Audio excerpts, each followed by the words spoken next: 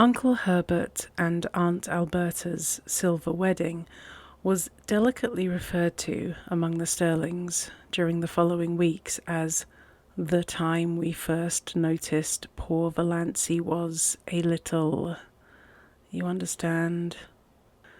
Not for worlds would any of the Stirlings have said out and out at first that Valancy had gone mildly insane, or even that her mind was slightly deranged.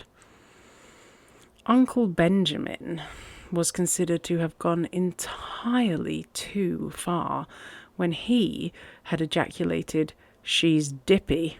I tell you, she's dippy," and was only excused because of the outrageousness of Valancy's conduct at the aforesaid wedding dinner.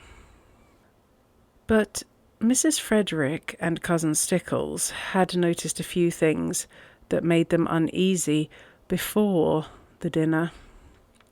It had begun with the rosebush, of course, and Valancy never was really quite right again.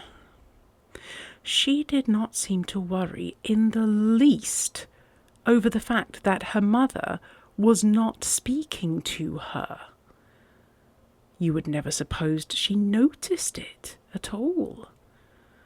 She had flatly refused to take either purple pills or Redfern's bitters.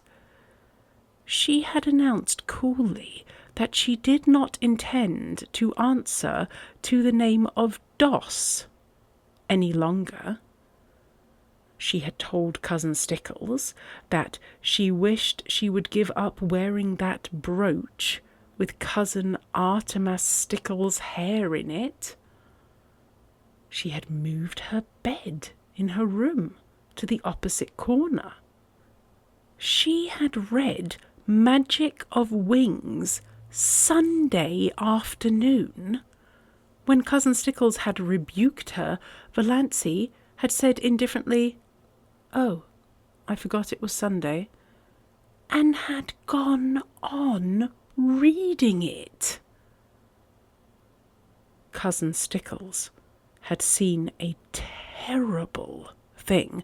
She had caught Valancy sliding down the banister. Cousin Stickles did not tell Mrs. Frederick this. Poor Amelia was worried enough as it was. But it was Valancy's announcement on Saturday night that she was not going to go to the Anglican church anymore that broke through Mrs. Frederick's stony silence. Not going to church anymore? Doss, have you absolutely taken leave? "Oh, I'm going to church," said Valancy airily. "I'm going to the Presbyterian church. But to the Anglican church I will not go." This was even worse. Mrs. Frederick had recourse to tears, having found outraged majesty had ceased to be effective. "What have you got against the Anglican church?" she sobbed. "Nothing. Only just that you've always made me go there. If you'd made me go to the Presbyterian church, I'd want to go to the Anglican." "Is that a nice thing to say to your mother? Oh, how true it is that it is sharper than a serpent's tooth to have a thankless child." "Is that a nice thing to say to your daughter?" said unrepentant Valancy. So, Valancy's behaviour at the silver wedding was not quite the surprise to Mrs. Frederick and Christine Stickles that it was to the rest. They were doubtful about the wisdom of taking her, but concluded it would make talk if they didn't. Perhaps she would behave herself? And so far no outsider suspected there was anything queer about her. By a special mercy of Providence, it had poured torrents Sunday morning, so Valancy had not carried out her hideous threat of going to the Presbyterian church. Valancy would not have cared in the least if they had left her at home. These family celebrations were all hopelessly dull. But the Stirlings always celebrated everything. It was a long-established custom. Even Mrs. Frederick gave a dinner party on her wedding anniversary, and Cousin Stickles had friends in to supper on her birthday. Valancy hated these entertainments, because they had to pinch and save and contrive for weeks afterwards to pay for them. But she wanted to go to the silver wedding. It would hurt Uncle Herbert's feelings if she stayed away, and she rather liked Uncle Herbert.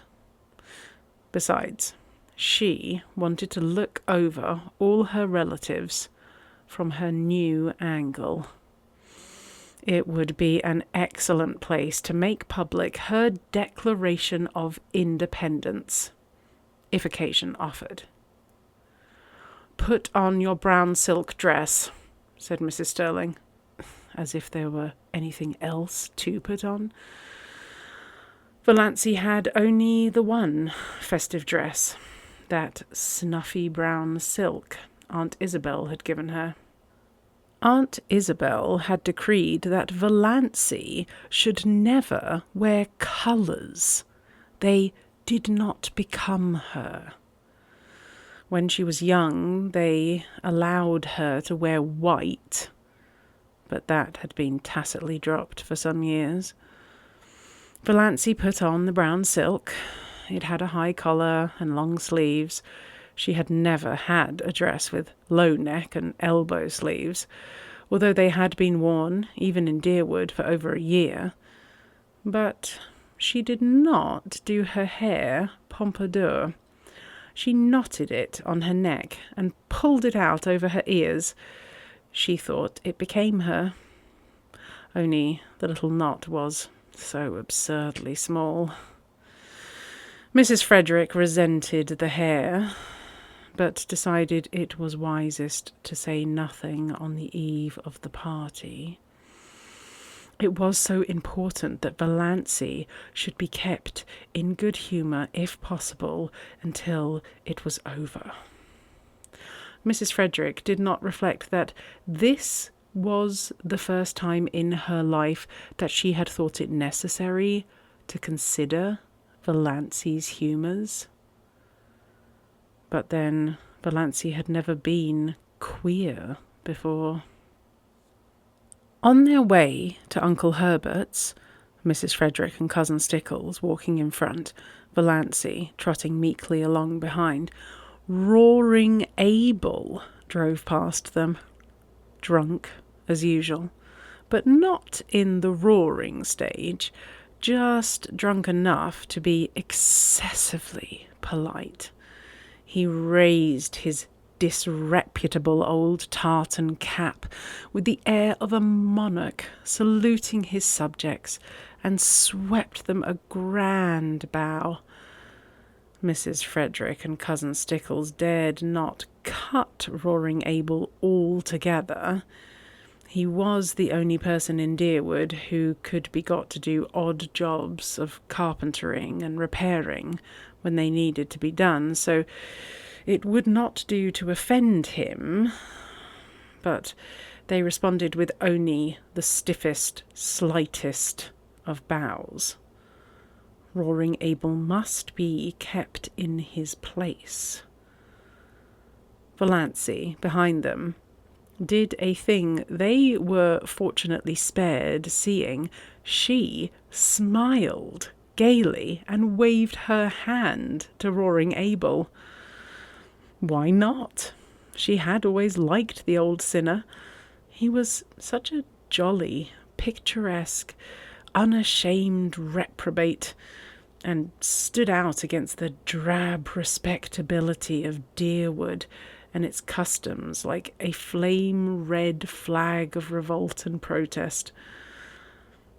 Only a few nights ago, Abel had gone through Deerwood in the wee sma's, shouting oaths at the top of his stentorian voice, which could be heard for miles, and lashing his horse into a furious gallop as he tore along prim, proper Elm Street, yelling and blaspheming like a fiend, shuddered Cousin Stickles at the breakfast table. I cannot understand why the judgment of the Lord has not fallen upon that man long ere this, said Mrs. Frederick petulantly, as if she thought Providence was very dilatory and ought to have a gentle reminder. He'll be picked up dead some morning. He'll fall under his horse's hoofs and be trampled to death, said Cousin Stickles reassuringly. Valancy had said nothing, of course, but she wondered to herself if Roaring Abel's periodical sprees were not his futile protest against the poverty and drudgery and monotony of his existence. She went on dream sprees in her blue castle. Roaring Abel, having no imagination, could not do that. His escapes from reality had to be concrete. So she waved at him today with a sudden fellow feeling, and Roaring Abel, not too drunk to be astonished, nearly fell off his seat in his amazement. By this time they had reached Maple Avenue and Uncle Herbert's house, a large, pretentious structure peppered with meaningless bay windows and excrescent porches, a house that always looked like a stupid, prosperous, self-satisfied man with warts on his face. A house like that, said Valancy solemnly, is a blasphemy. Mrs. Frederick was shaken to her soul. What had Valancy said? Was it profane, or only just queer? Mrs. Frederick took off her hat in Aunt Alberta's spare room with trembling hands. She made one more feeble attempt to avert disaster. She held Valancy back on the landing as Cousin Stickles went downstairs. Won't you try to remember you're a lady? She pleaded. If there were only any hope of being able to forget it, said Valancy wearily. Mrs. Frederick felt that she had not deserved this from Providence.